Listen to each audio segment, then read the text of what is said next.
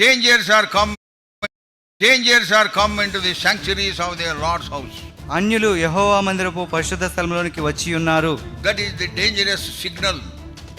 అదెంతో ప్రమాదకరమైన That's why సూచన. I want to tell you.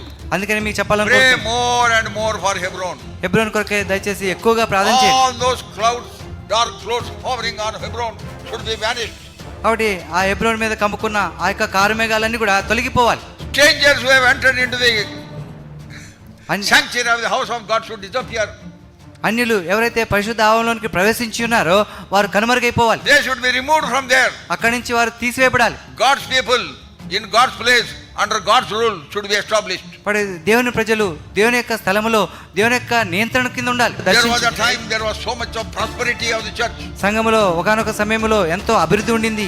Now Satan has deprived of all those things. ఇప్పుడు సైతానుడు అవన్నీ కూడా పొందకుండా వాడు చేశాడు. The church has been shattered in so many pieces.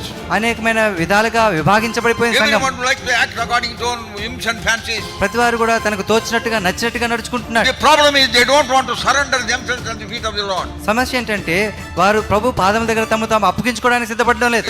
How can they take money from the assemblies? ఆ సమాజాల నుంచి డబ్బు ఎలా తీసుకుంటారు? How can they take properties from the assemblies? Assembly నుంచి ఆ యొక్క ప్రాపర్టీ ఎలా తీసుకుంటారు? How can they take documents from the assemblies? సమాజాల నుంచి డాక్యుమెంట్లు ఎలా They తీసుకుంటారు? have not paid a single pie. వారొక్క